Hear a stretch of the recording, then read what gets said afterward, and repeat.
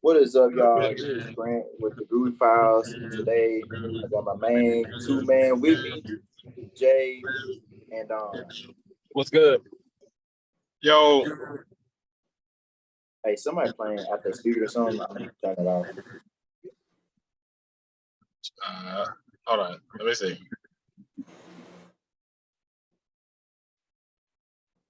Is it still doing it? A little bit, but it's fine. Oh, it's not. Well, then it's probably. Yeah, I'm playing on my phone speaker, so it's one of y'all, I think. Yeah, I am too, though. I don't think it's bad enough to where. Yeah, it's just a little. It's just a little. I can hear it just a little now, but we're good now. I can hear it all now. But what is up, y'all? Another episode of the Groovy Files. Today we'll be talking about the one, the only Project Pat and Mista Don't Play, certified Southern Classic album, and then also we'll be talking about Kendrick Lamar and Baby Keem. So let's get off the bat. So with Mista Don't Play, I feel like Project Pat has like two of the most definitive classic projects out of the entire South. Two of them. And like you'd be a fool to call those like call Getty Green and Mr. Don't Play bona fide classics. Well, Yeah, I'm with you. I guess I'll like start it off because I feel like I have the least to say, only because I got into him later.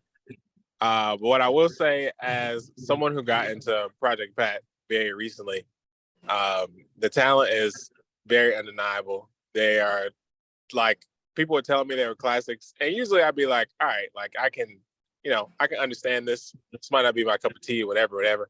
But like I understood why niggas loved Project Pat from the first song all the way to the end. Like that Mr. Don't Play is 20-something songs or 20-something tracks, and there was not a song on there that I was like, this probably shouldn't have been on here, or I probably didn't need this. Like, it was fun. The rapping was good. It like didn't take itself too seriously, but it fit so well. All the features showed up. Like it used its time very wisely. And yeah, it's just other nine. Like it's not even just like a Southern classic. Like that shit is just a rap classic as a whole. What about you, Jay? Yeah, I feel like Mr. Don't Play is one of those albums where, you listen to it and you listen to like where music is now, and it's just like the DNA of that album is everywhere. Like when you listen to Duke Deuce, or you listen to Glorilla or Isaiah Rashad, and or I mean even Offset, Cardi B, like these the artists that you hear, dominating the airwaves and rap music, like you hear the influence of Project Pat and 3 6 Mafia, like it's everywhere. And that's not, and I didn't mention Travis Scott, who's definitely got some influence in his music too. And yeah, I agree with Don's point about the album is like an hour and 15 minutes, but there's nothing on there that feels like, I could have done without it, because it's just like it's so to the point, and everything is so like cut and dry, straightforward all the way through. Yeah, like the thing with like Project Pat and like what I feel like makes him so special is that he's kind of mastered like the concept of being, of course, rapping well, but like being catchy and like mixing in all these famous like punchlines, bars, lines in his music, so it's like engraved in your mind. Like I feel like those are like top three like I feel like, of course, a great beat, but catchiness, cadence, and memorable lines. Like Project Pat was like one of the people that executed the formula of a catchy song so well every time he rapped that his bars are very easy to remember. And like for instance, and on top of that, he's kind of got one of the best rapper producer relationships that we've ever seen with Juicy Day and DJ Paul, with Mista Don't Play and Getty Green. But for Project Pat, like I feel like that's like one of the. I feel like we've been we've been a lot better with like giving Southern rappers flowers, and I hope to see that continue. So like when people say, "Oh, 3 6 Mafia's imprint is all over this era" and things like that, I like it a lot because it's very true, but also it's kind of like they flowers because even though hip hop is such a young genre, a lot of our legends have kind of been like dying young. Like for instance, like rest in peace, Gangsta Boo. Like I hate that she died at such a young age, and she was so important to rap, especially for female MCs and things of that nature. So I'm glad that we're being better about giving rappers our flowers, things of that nature. Yeah, I was gonna say, I do feel like Project Pat, especially now, is one of those legends where everybody's so vocal about, you know, what his sound means to them and their music. Like that's why you see him doing these songs with all of these artists because they still reaching out because they want him to know like the reason that I've incorporated this into my music is because I got it from you. And I want people to know how important you are to me as an artist.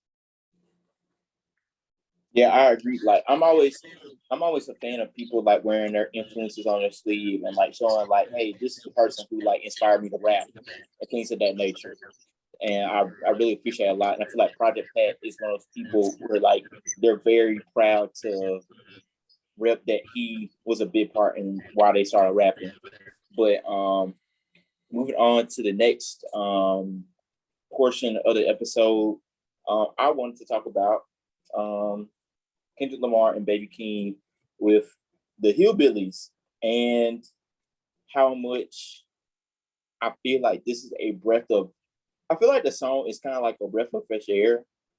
Not like for rap, but like more so as like as a Kendrick fan, and like it's really good, kind of to see him have fun.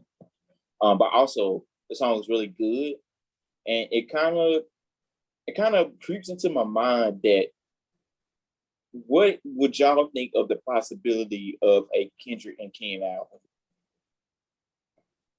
For me, and I hope y'all can hear me real because I just put my AirPods in. I know how this is. But I know people have their mixed feelings on Baby Keem. I love that nigga, to be completely honest. Like, that is one of my favorite rappers. And I just think, like, he's fun. The energy is there. Like, the bars are simple but relevant. And I think he gets the job done more often than not. And the fact that him and Kendrick have such good chemistry together, and they work so well together, and they're just like, they're fun. Like, it's just good. And both of them have kind of displayed they can rap about, different things. Of course, Kendrick is a lot more like, out there, but like they have that chemistry. They're good. So if they did a project together, it would be one of the more anticipated projects one of the more anticipated collab projects that I could personally think of for me. I feel like Kendrick and Keem. I feel like I see this by Baby Keem, and don't get me wrong, I'm not hating on the nigga at all, but like I say this, I feel like he's the type of person where it's like I either don't really like anything about him at all, but like the songs I do like are like I love. Like I feel like he nailed the formula. Like for instance, like Orange Soda, I love that song. Lost Souls, I love that song. Um,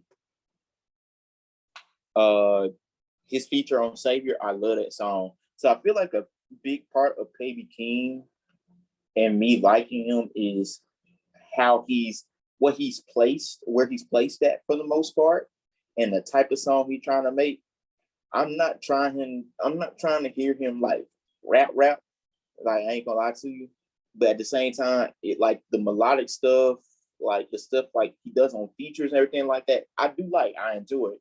So I'm very interested to see how this goes. And potentially, I guess this song kind of kicks off the PG Lang era, I'm assuming. And I'm wondering what Kendrick and Keem are gonna do with that. So I'm very curious. And yeah, I do wonder what Kendrick gonna do next. Yeah, but for the next topic, I wanted to talk about Wait. you go ahead. Yeah. So whether this, this leads to a collaborative project or not, I wanted to because it kind of ties into what we talked about last week when we were talking about Future, and we were talking about artists being willing to make polarizing music, like put something out there with a sound that might make your fans uncomfortable. Because, you know, however big you are on Baby Keem or on Kendrick, it's like I appreciate a song like the Hillbillies, which I do love. And it ties in like we talked about Future with Monster, or even Drake with Honestly Nevermind. Whether it's a project that you enjoy or not, as an artist, I feel like I appreciate an artist making something out of the box of what they usually do, and kind of seeing what sticks, seeing if the people enjoy it. If they don't enjoy it, that's cool too. It's just like I feel like Kendrick and Keem in this instance are making the music that they want to make, and I feel like as an artist, that should be your priority. I feel like that's like the definition of freedom, like because we got too many artists like now that kind of like some of them are pretty much forced to make very generic songs, and like I ain't gonna say no names or nothing like that, but I heard a song on the radio with a genuine pony sample with Flo Milli, and I thought that shit was the worst song ever. I ain't gonna lie to you. Not Flo Milli part. That nigga Not just Flo said Milli he part. wasn't gonna say no names. No, not Flo Milli part, but Are we what's talking about Benzino daughter? no. No, there was a song on the radio with like a genuine sample featuring Flo Milli, and don't get me wrong, Flo Milli part was good, but like whoever made the song, if we thought that was a good idea, like I'm sorry, that shit horrible. That was unenjoyable. Not Flo Milli part. She did her thing. But no, I'm not talking about Benzino daughter. Now I gotta figure out what song you're talking about. Because I swear I thought you were talking about her. It's a newer song featuring Flo Milli. I'm assuming the name of it is like Pony or something like that because it has a called pony Rodeo? by Genuine. I think it's What'd you called say? Radio. Yeah, it's called Rodeo. It's by a lady that I don't know who that is, but yeah, to really just to tie into that, I know when you talk about like lazy sampling and stuff, I really think that also doesn't help. Like these big labels, like you got to make what they want you to make, and like we talking, especially I feel like that was a really big thing like 5 or so years ago, where hella artists was being like, yeah, my label won't let me do this, and this. I want to give y'all this type of music, but they won't let me. or I really got like 2 albums to tuck, but this label won't let me do this, and this. It's like it really sucks because these people really don't have freedom. Like Grant was saying, like freedom is so big in music and creativity, and labels will damn shut you down. And yeah, that's what it is. If you don't have the right people behind you, you'll get stuck. It's just like, and this kind of segues to my next point. Like, what do we think the next big thing for rap is? Because I feel like rap is gonna start going to a phase where like, what type of songs? I feel like the pecking order of rap is gonna change really, really soon. And like, of course, not the superstars yet, but like, kind of like what the next big thing is in terms of songs. Like, of For me, course, like, like, I what'd you say, Don? didn't mean to cut you off. My bad. Oh no, you good. I think like the next, like after this whole quote unquote lazy sample phase. Well, I don't even think it's a phase, like, because I think it's always been happening. It's just more noticeable now. But I think the next thing for rap is gonna be,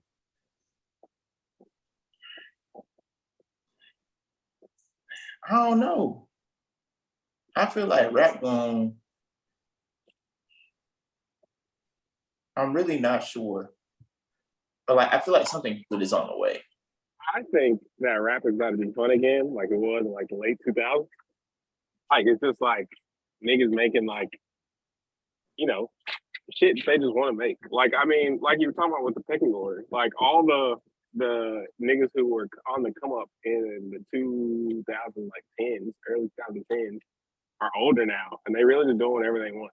Like, you know, we always talk about this. Like I talk about Drake, and because that nigga kind of, you know, kind of lazy, kind of do whatever.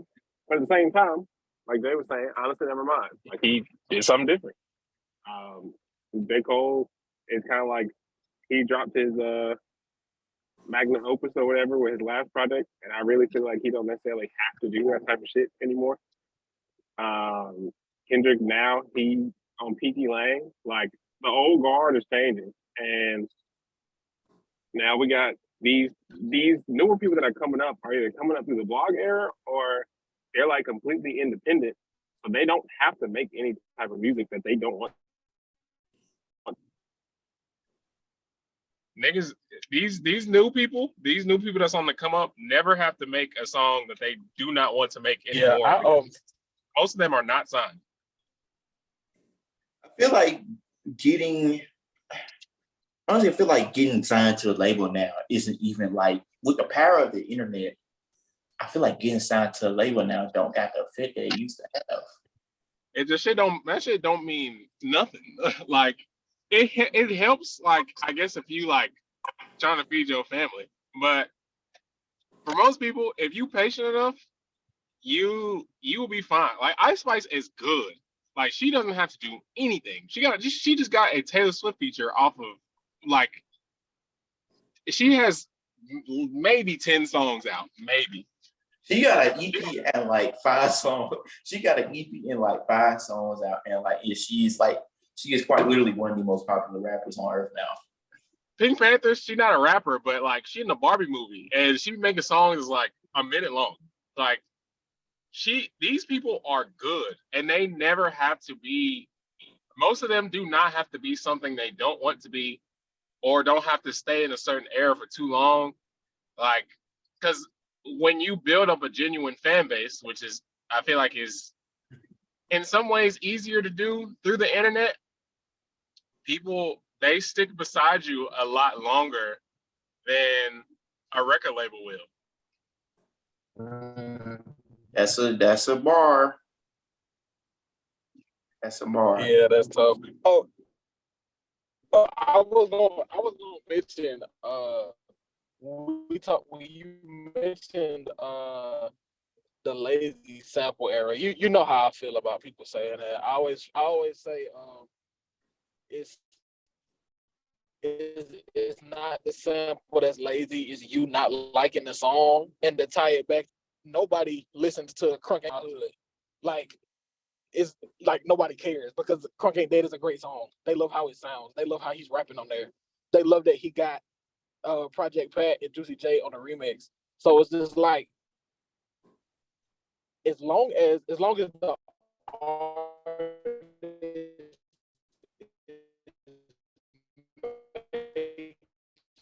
You breaking up real bad, Jay. songs that they enjoy, people gonna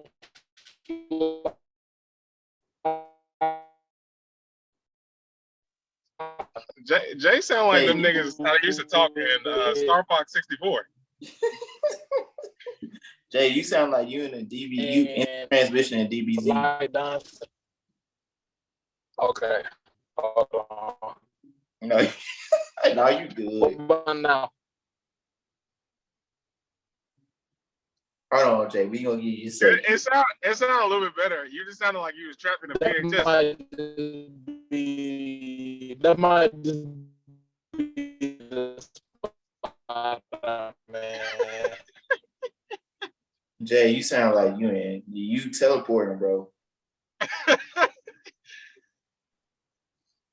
That's how the nigga used to talk to the Power Rangers.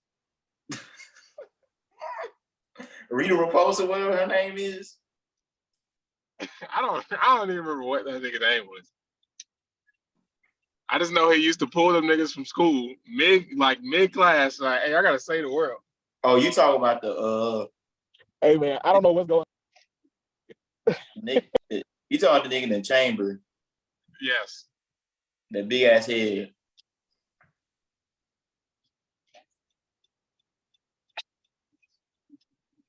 Jay, Hopefully Jay. Wait. Okay, you got it. I don't even sound better. Yeah, I was about to say I don't even know what y'all heard and what y'all didn't hear. Your ass was slow motion, bro. You were saying it's not the sample that's lazy, it's you not liking the song, and then you started talking about I can't remember what song you started talking about, but yeah, that's kind of where before I was saying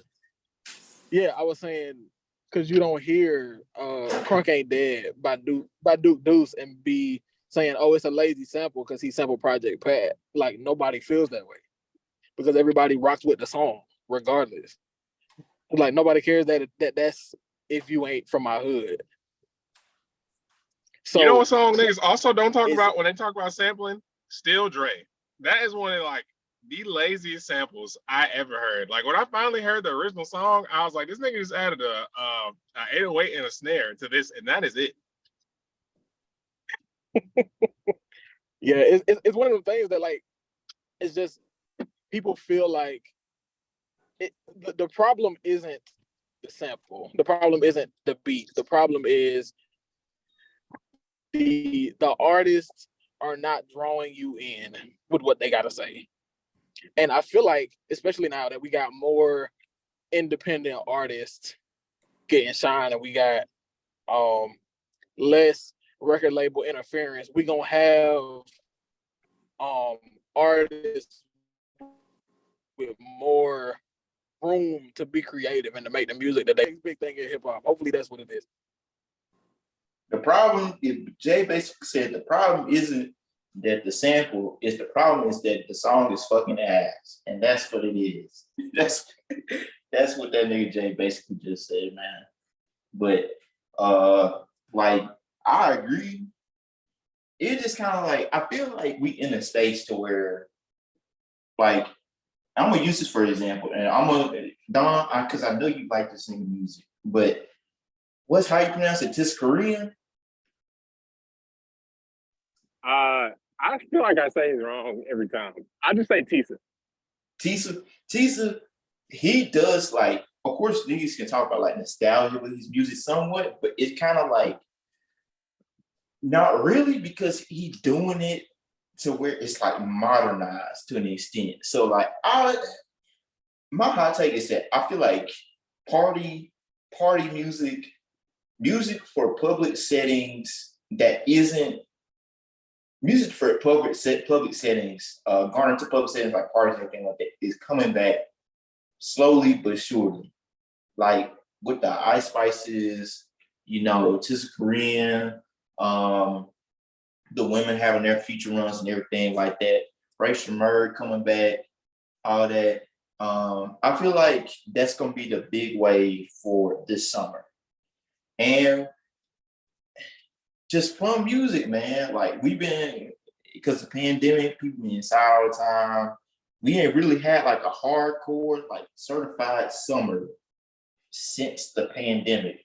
So like, I really feel like we gonna get a true song of the summer this year. But even then, we had a song this summer last year.